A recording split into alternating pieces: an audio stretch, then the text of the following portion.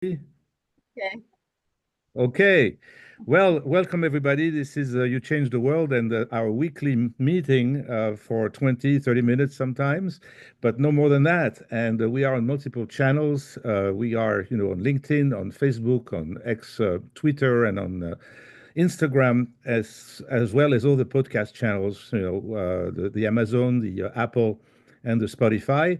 And hopefully, you guys are subscribing on YouTube because YouTube is the one that takes most of the subscriptions. I do not see much activity there, so I beg you guys to subscribe. I'll tell you why. You're going to really get better programming and more frequently the guests that I so cherish to have. And I have today the honor to welcome Sophia To, who is our guest today for a topic that is incredible. But welcome, Sophia. Thank you for joining. Thank you. Thank you for inviting me, Andre. And I'll give you the embarrassing job, Sophia, to introduce yourself. Can you imagine this? Okay. Let us, know a little bit where you're coming from and what you currently do and what really passionates you the most. Okay. So how much time do you have? Well, I told you, I'll Yeah, cut you off so if you want. so Sophia To, I'm Sophia To. I am a coach. I'm also a trainer, but I recently also started a venture in investment immigration. Yes. So when Andrea approached me about this topic, I was like, oh yeah, that's me. So I'm originally from Malaysia, and I was call myself Chinese Malaysian American because I moved from Malaysia 35 years ago to the US. And I think within 2 weeks of each other, I think, Andre, Yes, I I think think that's when about the we same found time. our connection, right? Yeah. Yeah, In you see my eyes there. 1989. Time's really, 1989. Yeah, yes. August 31st. And so when I landed in the US, went to school, got my accounting degree, opened a Chinese restaurant, sold the Yes. restaurant, went to school, got my MBA, went to the corporate world and spent 20 years in corporate finance and accounting. Okay. So I have the fortune of working for Procter and Gamble for 15 years, and then with Kraft Heinz. And about 4 years ago, I left corporate. I became a coach and also a trainer. And yeah, Yes. amazing experience so far. Recently, I also took up investment immigration because I identify myself as a global citizen, and I recently studied a little bit on the field here. And when the world's top investment immigration company reached out to me, I was like, okay, I cannot pass up this opportunity for me to continue to actually drive impact and contribute in that world. Okay. What gives me passion? I think is the ability for me to drive change. And I do want to say that I don't drive change with anger and brute force. I always believe that I can shake the world gently, like what Well, that's great. Muhammad Gandhi has said. Yeah. That's beautiful, beautiful, and beautifully said. Thank you. That gives an incredible angle about you that Mhm. you were the only one to bring it up, which I did not experience yet, but I never experienced anger with you for whatever we do together in the activities of the ICF, International Coach Federation. But we are both coaches, and we share some very a lot of common interests and backgrounds. And what we have in common is that we are immigrants, we are expatriates Yes. by definition in the US. And I brought that subject up this week, especially because I think when we come into the summer and closer to the month of when I moved with my wife and daughter back in the days, and since then, when I have a coachee and a client that has this experience, the first thing that comes up and helps me with every other client is the fact that we have to adapt to a cultural environment. Doesn't mean necessarily that it's a challenge or it's difficult. Mm-hmm. Really, this awareness of cultural differences in all Mm-hmm. aspects of leadership. I take that from the leadership standpoint. I Mm-hmm. take that in the relationship standpoint is incredibly powerful. And I'll take one example, just share one quick example. I like to share this one because it was the most extreme one, maybe 7, 8 months ago. I had this client coming from Germany. and she was given the responsibility of a team right away, right from the beginning. Yes. And she had to inherit a large team of people. And a week later, she got a warning already from HR for being too direct. And there were two words: condescending, condescending, and abusive. And so she was shocked. She needed the Mm-hmm. coaching to understand what was going on for her. Thanks God, she had a boss that was very supportive and Yeah. could advocate for her. But it was amazing for her. It was a shock. And I remember the shocks I went through myself. So, Mm-hmm. direct communication versus indirect communication. One Yes. example, right? Very Yes. concrete example of what Mm-hmm. it means when you come to an Anglo-Saxon culture and you come Mm-hmm. from the Western Europe culture or India, because India is also a little bit of the same, but it's Anglo-Saxon in India, Mm-hmm. influenced by the by the British culture.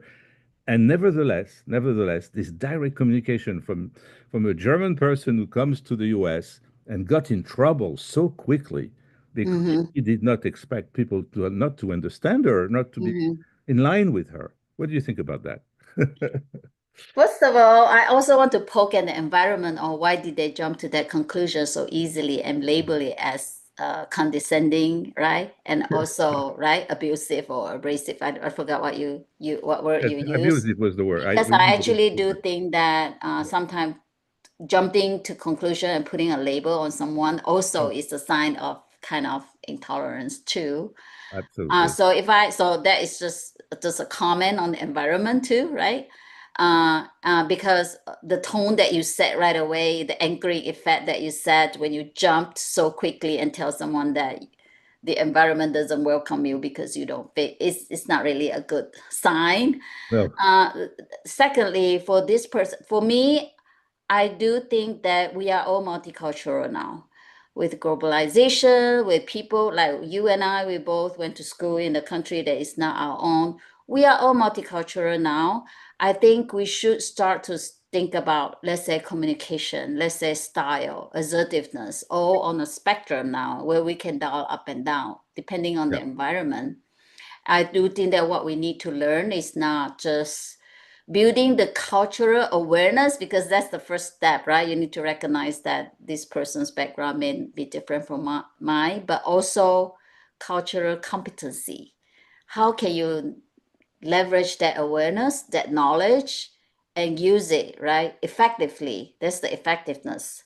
And then you become culturally agile, meaning it doesn't matter what pool you're swimming in, you're swimming yeah. effectively, right? You're not struggling. No, you're not. Yeah, I But, do but think let's, that we all first have to recognize yeah, that global citizen mindset because we have experienced this open boundaries in terms of education for many years now, right? So meaning that not everyone is kind of set in stone in their primary culture anymore. Because, for instance, I identify strongly with my Chinese culture, yeah, but I also identify strongly with my multicultural Malaysian culture. But I have spent 35 years, like almost two-thirds of my life in the yeah, US. But so what is my culture? Right? I exactly. have this third culture, fourth culture. So I do think that the first thing that we need to recognize is that we don't want to label ourselves first, right? We want to pinpoint the style that we're using and say, is it appropriate for this environment that I'm in? If this environment is, if let's say the culture that the new environment that you enter in is very polite, people don't really straight out tell you what's going on and everything. Okay, you probably want to adjust your style a little bit, but if the culture is like you have to tell everything straight out, they embrace radical candor, you want to kind of adjust your style that way. But the first thing is to actually learn about the environment and read Okay, the okay. room first, Yes, right? Before yes, going in using the yes. same style in every environment because it's going to backfire one way or the other. Absolutely. There are so many misunderstandings about what means inclusive leadership. For Yes, me, inclusion means curiosity. If you do not yes, know the person's culture background, or you want to check how that person yes. grew up, is Mm-hmm. it the kind of question you ask someone, or when you are having your first Mm-hmm. meeting with someone who reports to you, and this person comes from a country you've never heard of, or you really have nothing much in Yeah, common with, just tell me, how do you grow up? How do the exactly. schools look like over there? And, because there's so many different things. I can tell you the French culture versus the American culture. One thing I also bring up a lot, and it Hmm. is the feedback issue. And that's also in common with other cultures like Indian again, where French and Indian have something in common. They're not Hmm. complimented very much when they grow up. When you Hmm. are doing something nice, you bring back a nice grade from school, there's not going to be so much compliment, and it's not going to be so much encouraging when you go back to that Yeah. classroom when your teacher is not completely forget about your good grade, Yeah. Uh-huh. and there's no compliment, no positive feedback. Hmm. So of course, now the French coming here, first month, 3 months, I don't know, as a leader or a manager, that person is unable to give back a compliment because he never knew what were compliments. Yeah. Yeah. Hmm. And here it's the exact opposite in the US. I'm going to spoil you with compliments. I'm going to tell you how good you are, great you are, your little child that you are educating. Oh, wow, you come back from school. You're such a great guy. Of course, that's the way we do it here. Hmm. So that's huge also of a discrepancy. That's what I mean, by I would tell my boss, I grew up, I never got really much of a compliment. Oh, okay, okay. So my curiosity as your leader is, I know where you're Hmm. coming from now. There's something you never got. You're not going to understand that very quickly. Let's make Hmm. sure you know that it's very important to give positive feedback. People need that Yeah. feedback from you. Push yourself, get out of your comfort zone, and take the Yeah. coaching Hmm. to push this feedback.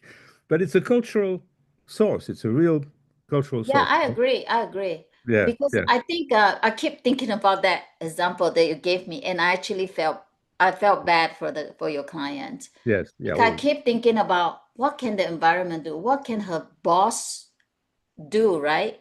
yeah, I kept thinking about, okay, maybe the boss is culturally aware that maybe generally we don't want to stereotype people. We want to generalize. Maybe generally, maybe she came from a culture that is very direct, but the boss can actually sit down and coach her and talk to her first before yeah, saying, I'm sending you to a coach because your style doesn't work here. I really feel like there is an in between here that the boss number one needs to build that cultural awareness, and then moving from cultural awareness to cultural competency requires curiosity, conversation, understanding, right? yes, Yeah, yes. before taking okay, I'm sending you to a coach, like assuming that we fix people, and that is just kind of a way that is So like a about cop out your for me. experience. So I'm curious about your experience about when you are dealing with, let's say, really a culture you're not familiar with. You said, I'm a global person. I'm someone Mm-hmm. who consider myself a global citizen, right? Mm-hmm. And that gives you the agility to use your word, which I admire that word a lot because I think it is really what we need. But what do you do? What is the recipe? What is your Sophia secret recipe about this? For me, yeah, number one, the first thing that I realized that I have learned is I have to accept the fact that people will put label on me from first impression, right? They will look at me Yeah, uh, right categorize away, and you. then I open my mouth. They use based on how what they hear, they will make assumptions too, right? If I have an accent or if I speak English, or so I have to accept that fact, which Hmm. is okay. Yeah, But and then I do think for me, it's really approaching on the human level. So when I say global citizens, is it's just a recognition that we all want the same thing, right? Based on Maslow hierarchy of needs, right? We right. all want to feel safe. We all want to feel belong. We all want to feel valued and loved and respect. So I normally would actually, I don't like condemn people right away, but I actually do use my curiosity and also many times compassion too to Yeah, try to connect that with the person on the human level, yeah, and then be curious about the culture, and frequently I do think that how I build rapport with someone with a different culture, especially even if I'm at a less powerful position, is to be curious about why they think that way, or what in their culture compared to mine that prompted that differences. And a lot of the time I build friendship out of it because Now I learn more about another culture, and the other person learn more about my Chinese, Malaysian, American Yes, culture. yes, yes. Yeah. Yeah. So I do think that that is an advantage. For me, the intersectionality, that word, right? The Okay, okay. intersectionality of who I But can am. you Yeah. think of a situation, you or a client or whoever you have in proximity to you, can you think of what proactively someone should do um, versus reactively for adapting to to define an intent to have an intentional impact in a new culture and to prepare for a scenario of any kind in advance. How would you do that? You have to let people see you. Okay. So you have to let people go beyond the label that every Oh yeah. one of us will intuitively put on someone, right? Mhm. Like, okay, you're a French guy. No, you're not a French guy. You're Andre. So you want to help, like, I don't want people to look at me and say, oh, that Asian woman. I want people to say, oh, Sophia. Okay, Sophia, that's not an Asian name, but actually it's a real given name by my grandmother, right? Who loves Sophia Loren and Elizabeth Taylor, but she Okay. couldn't pronounce Elizabeth, so I ended up being a Sophia. But I have a real story behind it, right? But I do think that proactively we need to help. We instead of giving in to the labelization that everybody does, we need to help people to see us As a person. as a person. Don't accept the fact that people are putting labels on you, because we all do it that way. We all have unconscious bias. But how can we use that understanding and acceptance to proactively and positively, right, counter Mhm. it? I think that makes a difference, because I do think that frequently I have made friends because I refuse to let them label me. I force them to see me as who I am, like all the quirkiness that we have. Yes. We all have this like little things that are different from anyone else, but that doesn't really put us in a bucket, right? So I do think that proactively, and also recognizing the fact that we are all dealing with unconscious bias, right? When someone make a comment, sometimes we get offended, not realizing that it's our unconscious bias working too. Yeah. So I actually do think that challenging the feelings of the trigger feelings that you have, the anger and everything, and say, okay, it's common for everyone to have unconscious bias, and then see, and then make the decision. Do I want to, how do I want to respond to it? With positivity or with anger and resentment and all that stuff? So I would choose the first one, because I think that the second one is probably not as effective. Yes, sometimes we run into someone who is just like refuse to back off their bias against you. That's fine. Let them go, because that's Yeah, life, yeah, yeah, right? yeah. Yeah, that's Yeah. life. We don't want to This waste is our time. Yeah. another when I listen to you, a lot of things come to mind. And then comes the other thing that comes, that is a very important topic in coaching too, is the what we call the executive presence.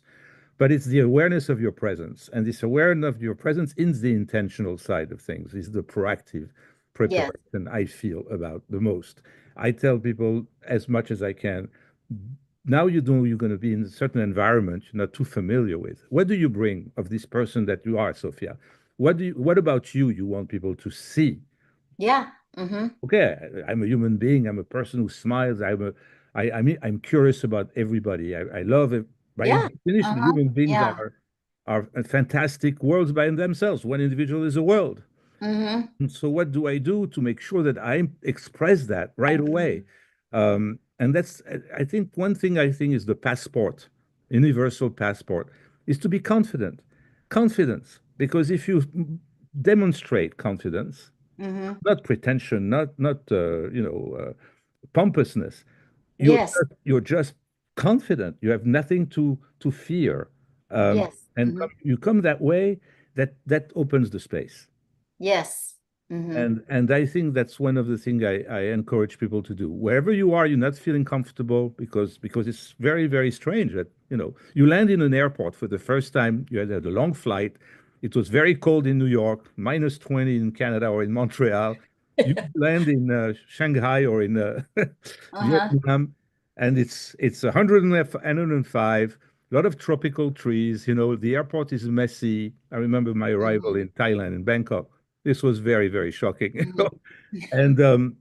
And then I go to the hotel and they serve me a soup, and I almost called the fire department. It was so spicy, right? Yeah. So I'm saying I was not prepared. I was not prepared. So you Yeah. have to have an open mind and but confident. I have nothing to fear, right? It's totally fine. Yeah. Yeah, Mm-hmm. some And people. I do think that confidence means that you're comfortable in your own skin. And Yes. sometimes when you're comfortable in your own skin, you put another Okay. person at ease You bring people because around. they feel like you're not trying to handle them. You're not treating them like you are trying to fight or you're trying to survive.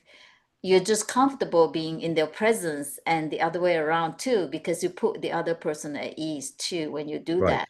Right. Yeah, I do think that it's more like bringing that comfort to another person that you are Absolutely. interacting with. Also, when you are confident in your own skin and authenticity too, right? Because they know that okay, you are meeting them as who you are, but not something that you built right to meet this person. Yeah. No, absolutely. Mhm. Okay, so that's one thing. The last one I wanted to address is more practical, right? You arrive again in the country. Expatriate means you're going to stay there for a while. You go for work, right? But what about this receiving party, the one that is supposed to welcome you, to get you in? Mhm. Are they prepared? Are they giving you the right package of information? For example, like take another example, and you probably went through the same thing as I did 35 years ago, 34 years ago.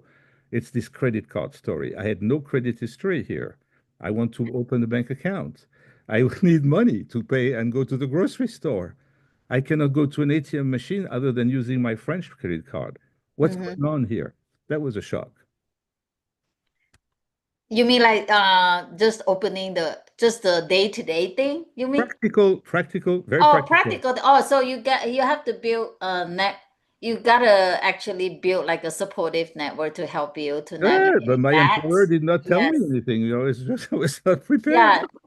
It Oh, was me. definitely you have to leverage your support network. But I do think that okay, Andre, we're in chat GPT world right now. So Oh, well, you're right. I don't think we have excuse that we don't know how to do anything anymore. Even going back 10 years with I You're right. the all the young people right used to use YouTube to learn how to do anything, right? Like that's why how to iron clothes are so like millions of views on YouTube.